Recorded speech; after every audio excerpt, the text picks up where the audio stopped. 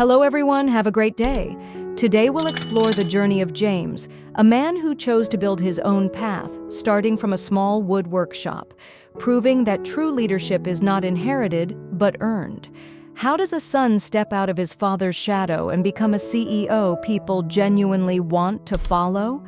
If you find this story meaningful, don't forget to subscribe to the channel so you won't miss our upcoming videos. Morning comes slowly in the suburban outskirts. Mist still lingers on the dirt road leading to an old wood workshop where faded corrugated metal sheets creak softly in the wind. James stops the car in front of the rusted iron gate, turns off the engine but doesn't get out right away. He sits still for a few seconds, staring straight ahead, as if checking his own decision once more. The workshop is nothing remarkable. No large signboard, no new machinery, just a rough space where every corner bears the marks of time. James opens the car door and steps down, his shoes touching the dry ground with a very soft sound. He pulls up the workshop door, the dry scrape of metal echoing through the empty space. Inside, it is dark and cold, dust floating in the weak shafts of light filtering through holes in the tin roof. James walks in and places his hand on the old wooden table. A thick layer of dust clings to his palm, but he doesn't pull his hand away. His eyes slowly sweep across every corner of the workshop, as if he is envisioning a future that is still very vague, yet has already begun to take shape. Tu Diep appears at the doorway, carrying a bag of breakfast and a bottle of water. She doesn't say much, just sets everything down and quietly stays by his side. Her presence creates no pressure and no urging. It is simply a silent affirmation that he is not alone. James sits down on an old wooden chair and takes a bite of bread. Outside, the sun begins to rise, casting long streaks of light into the workshop. There is no applause, no grand promises. Only a simple beginning where everything is chosen by him and the responsibility is his alone. The early days at the wood workshop pass more slowly and heavily than James had imagined. There is no excitement of being an owner, nor the lightness of starting his own path. Every morning, he arrives at the workshop earlier than everyone else, opens the doors, cleans up, and checks every small corner like a novice worker. The smell of raw wood, machine oil, and sawdust clings to his clothes, seeping into every breath. James relearns everything from the beginning, from distinguishing each type of wood, reading the grain, measuring moisture levels, to operating the saws and following safety rules that seem simple but demand a price the moment one becomes careless. He stands beside the workers, observing, asking questions, sometimes being corrected for holding tools the wrong way. James does not react, only nods and does it again. In the workshop, not everyone believes in him. A few older workers look at James with skeptical eyes. Some whisper among themselves that he is just a rich kid boss who will probably give up after a few months. Others work half-heartedly, not badly, but not truly committed either. The atmosphere in the workshop therefore always feels suspended, lacking cohesion. James notices this, but he neither scolds nor uses his authority as an owner to force obedience. When mistakes happen, he does not gather everyone to blame them, but instead redoes the work himself from the start. Once, when a plank was cut unevenly, James stepped forward to take responsibility for the fix, patiently measuring again, cutting again, working until it met the standard.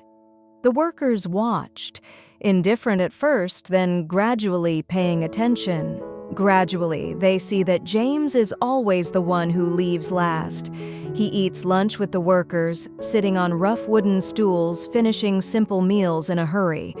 When machines malfunction, he stays until night to find the cause. When a young worker scrapes his hand due to carelessness, it is James who reminds him of the safety procedures, not in a commanding tone, but with genuine concern. The change does not come immediately, but it begins with small details. The workers become more serious in their work. The skeptical looks slowly fade. They stop calling James the boss and begin calling him by his name. In that old wood workshop, amid the sound of saws and the smell of wood dust, James does not build power. He builds trust day by day with his own hands.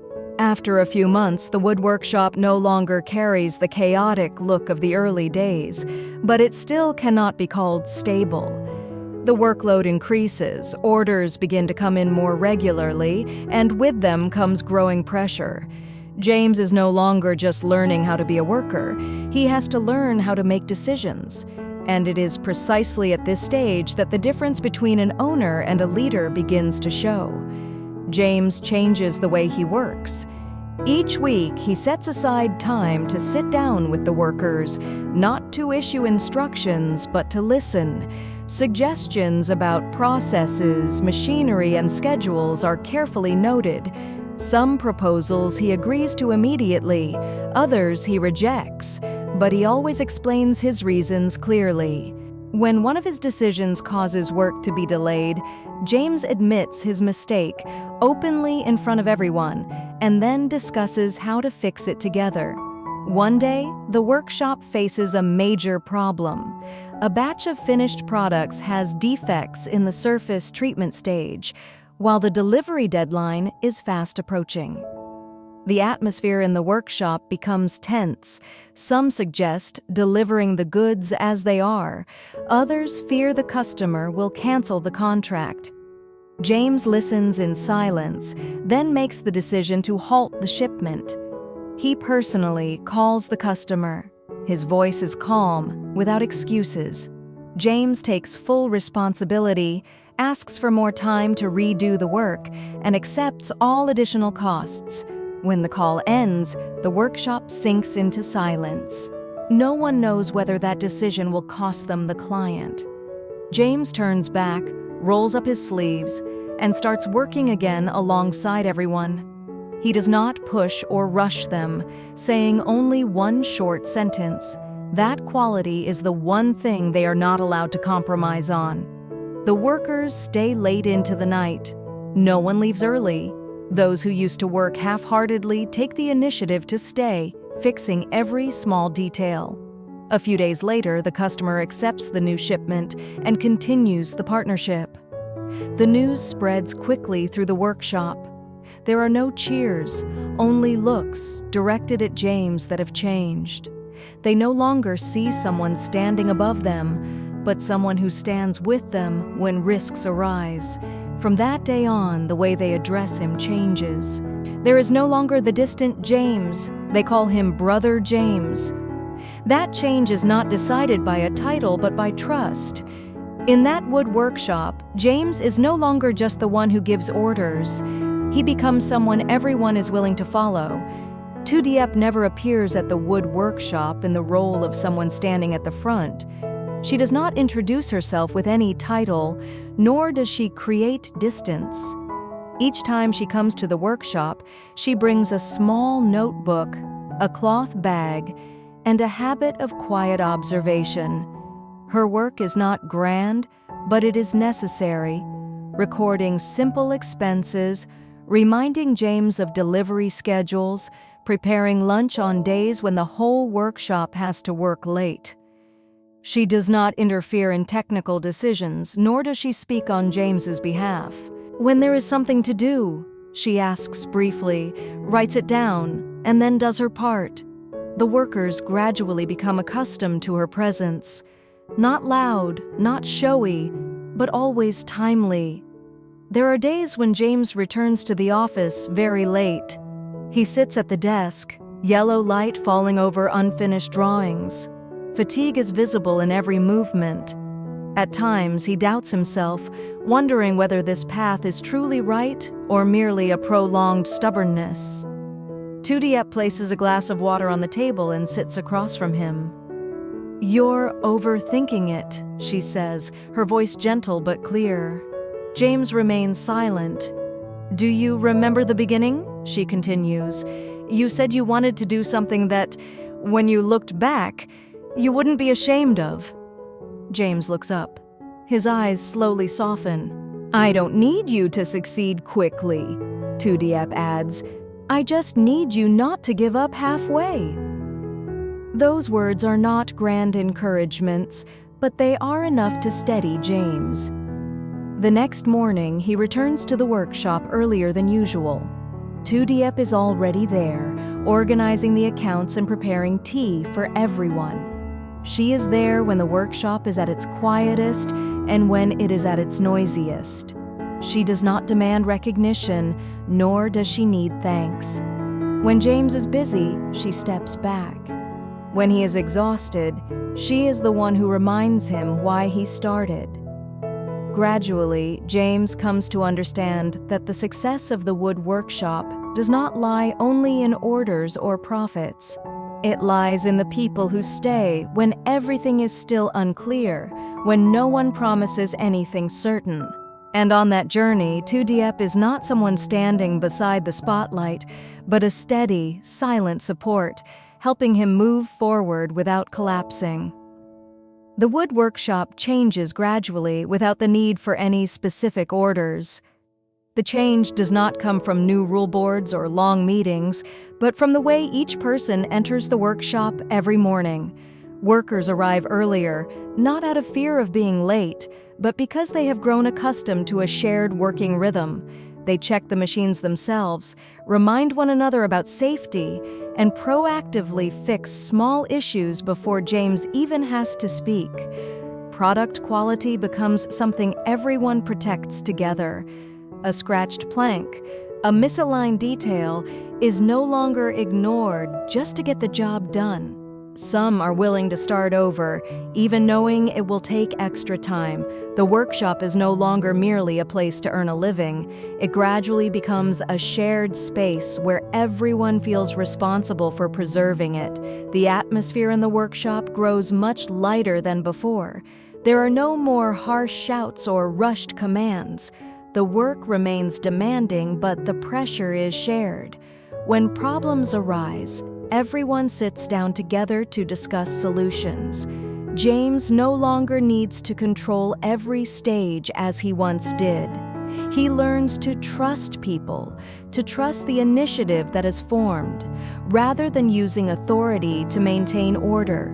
Then one day, the workshop receives a large order. It does not come from old connections, nor from outside intervention.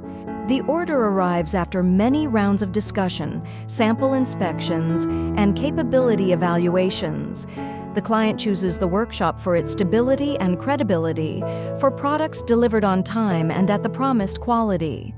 James reads the contract in silence. There is no sense of being overwhelmed, only a confirmation that the path they have taken is not wrong.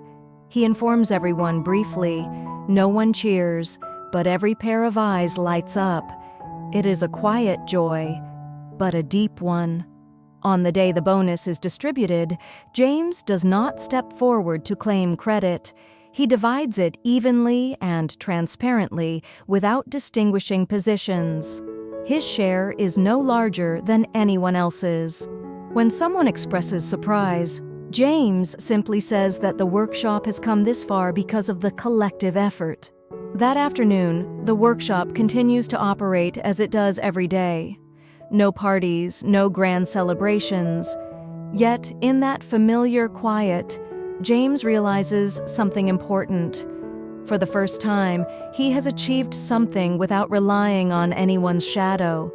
No need to prove anything, no need to compare. It is enough to know that he is standing firm on the path he chose for himself. James's father learns about the wood workshop not through a report, nor from James himself. The information reaches him indirectly and in fragments, through side conversations and names mentioned within business circles. A small wood workshop, unremarkable, but operating steadily, keeping its word, delivering on time. The person in charge is James. There is no direct meeting. Only incidental moments. Once, the father stands at a distance and sees James step out of the workshop, sleeves rolled up, wood dust clinging to his shirt. He speaks with the workers, his expression calm, unhurried. The father's gaze lingers longer than necessary. Then he quietly turns away. There is no praise, nor is there denial. Only silence. James knows his father is aware, but he does not try to explain, nor does he seek a chance to prove anything. He does not use success as a shield, nor as a way to retaliate against years of control. James continues to live according to the path he has chosen, with the familiar rhythm of the wood workshop and daily work. He does not change his attitude upon knowing he is being observed. He does not become more rigid, nor does he soften. James understands that some distances cannot be narrowed by words or results, and he accepts that. Time passes and the wood workshop remains. It does not expand aggressively, nor does it chase reputation. Every decision is made slowly and carefully. James spends more time on people, on processes, on small details he once overlooked. He does not need to stand above others to be heard. His presence in the workshop is enough. One afternoon, James stands at a distance, looking at the workshop. Planks of wood are neatly stacked, machines gradually fall silent as the workday ends. Workers clean up, chatting cheerfully. Tu Diep stands nearby, noting down a few end-of-day figures, then looks up at him. No words are needed. They understand each other. James realizes that this wood workshop is not grand. It does not represent power or great ambition, but it is solid. Solid because the people here trust one another, because no one is forced to strive, but chooses to do their part well. In that moment, James clearly understands what he has become. A CEO is not the one who gives orders best, nor the one who stands most often in the spotlight. A good CEO is someone who makes others willing to walk alongside him, even when the path ahead is still unclear.